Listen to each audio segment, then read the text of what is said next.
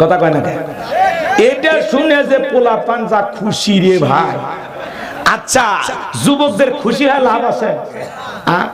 তোমার তো একটা বই নাই, আগে একটা কথা কয় না কেন? তারপরে না দুইটা খুঁজবা, কথা কয় না কেন? আছে না? না। আর বাংলাদেশের যুবকদের শরীরের যে অবস্থা, হ্যাঁ, গাঁজা মদ খায়া নিশা করে, ইয়াবা ফেন্সিলিন খায়া রাত জায়গা মোবাইলে সেটিং কইরা, আর জীবনে আর আছে কিছু? ওই দ্বিতীয় বিয়ে খুঁজিচ্ছে, এক বউ চালাইতে ইন্ডিয়ান হারবাল খোঁজে। কথা কন আছে না? না। আজ থেকে ১৫০০ বছর আগে আল্লাহ আইন দিয়েছেন, মাসনা ওয়া সুলাসা ওয়া রুবা ফাইন খিফতুম আল্লাহ তা'দিলু ফাওয়াহিদা। আজ থেকে ১৫০০ বছর আগে আল্লাহ সূরা নিসা স্পষ্ট জানিয়ে দিয়েছেন, তোমরা নারীদের মধ্য থেকে বিবাহ করো দুইটা।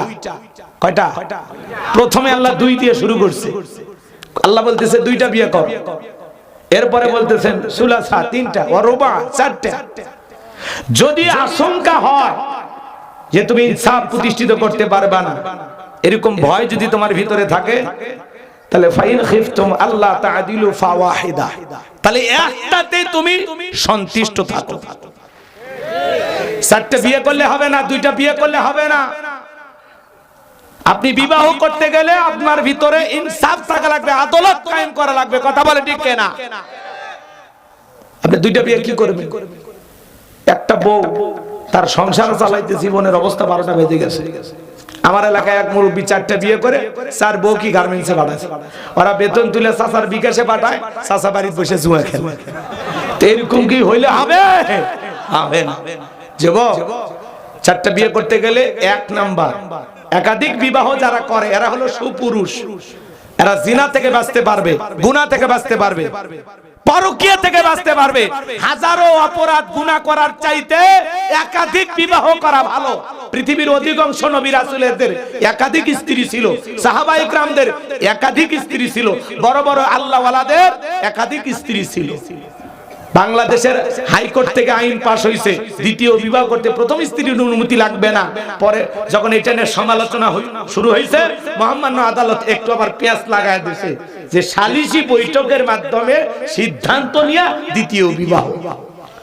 মহিলারা বলতেছে ঠিক আছে, দ্বিতীয় বিয়ে করছো, ঈদ মোবারক জানাইতেছো, তোর তো খবর আছে। কথা বোঝেন নাই?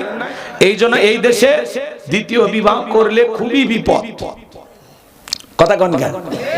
আমার কথা কি বিরক্ত হচ্ছেন? কথা বলবেন না নাকি দোয়া করব? বলেন। রাগ করতেছেন নাকি? যুবক শোনো, এই সমাজে দ্বিতীয় বিবাহ চলবে না, করা জায়েজ আছে, কিন্তু তুমি পারবা না। কথা কয় না কেন? বিবাহ করতে গেলে 1 নাম্বার শারীরিক সক্ষমতা লাগবে, 2টা বউ চালানোর মতো দেহের শক্তি লাগবে। কথা কয় না কেন? 2 নাম্বার সম্পদ লাগবে, নিজের প্যান কেনার টাকা নাই, 2টা বিয়ে করবে। আছে না? না, টাকা লাগবে, টাকা। 3 নাম্বার 2 বইয়ের মধ্যে আদালত কায়েম করা লাগবে। খালি বড়টারে ভালোবাসবেন, ছোটটারে বাসবেন না। ছোটটাকে পাগলের মতো ভালোবাসবেন, বড়টার দিকে ফিরেও তাকাবেন না। এরকম করলে হবে। এই বউকে 5 কেজি চাল, ওরে 5 কেজি, এর একটা 3 পিস, এর একটা 3 পিস, যেই দামে যেই কালার। কথা কয় না কেন? এর একবারই স্বর্ণ দিয়ে, এর একবারই। এরকম ইনসাফ যদি কায়েম করতে পারেন, তাহলে আপনি বিবাহ করতে পারেন। পারবেন কি এরকম ইনসাফ কায়েম করতে? বলে হুজুর এত আমি ওই দেখতেও পারবো না, অতএব একটা নিয়েই ভালো থাকেন, একটাতেই খুশি থাকেন। কথা ক্লিয়ার?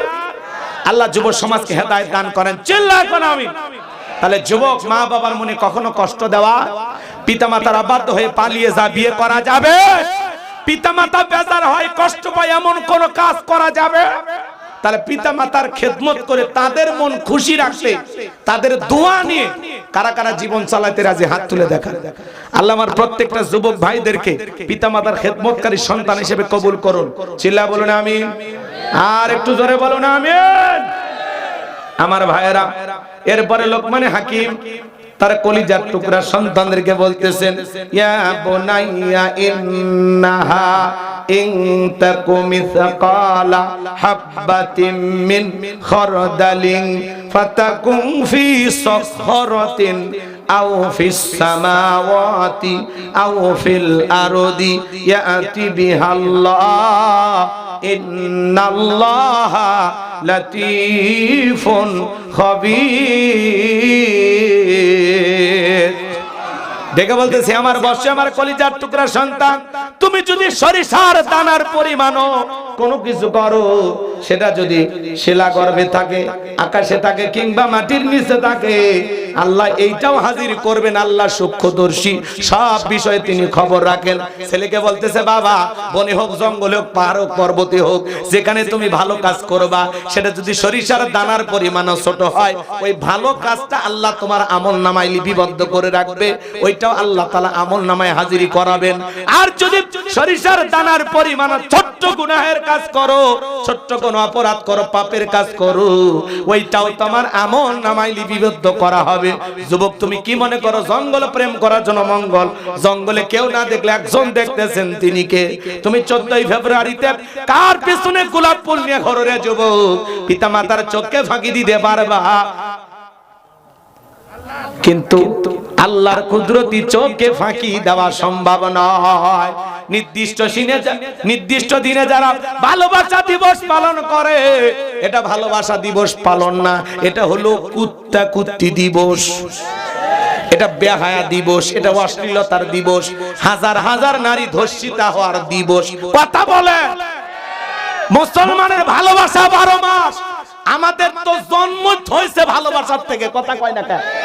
আমাদের জন্মই হয়েছে ভালোবাসা দিয়ে, কথা কয় না কেন? পিতামাতার বৈধ ভালোবাসার মাধ্যমে আমাদের জন্ম হয়েছে, আমাদের জীবনই শুরু হয়েছে ভালোবাসা দিয়ে। অতএব নির্দিষ্ট একদিন 14 ফেব্রুয়ারি ভালোবাসা দিবস, এগুলো লন্ডন, আমেরিকা, পৃথিবীর অন্যান্য রাষ্ট্রের মানুষ পালন করবে, কারণ ওরা কুকুরকে কোলে নেয় আর বাচ্চাকে ঠেলা গাড়িতে নিয়ে ঘোরে। কথা কয়, ওদের ভালোবাসার অভাব, ওদের ভালোবাসার জন্য বুকটা খা খা করছে, কারণ ওরা কুত্তে নিয়ে ঘুরছে, আর আমরা বাচ্চাদের কোলে নিই, আদর করি। কথা কয়, বিবির পাশেই ঘুমায় নাকি আলাদা? তাহলে আমাদের ভালোবাসা 12 মাস। এই জন্য 14 ফেব্রুয়ারিতে আপনার ছেলে মেয়েকে বাইরে যেতে দেবেন না, বিশেষ করে অবিবাহিত ছেলে মেয়েকে কোনো অবস্থায় বাহিরে যেতে দিবেন না। দিলেন তো গুনার দিকে ঠেলে দিলেন। কথা কয়।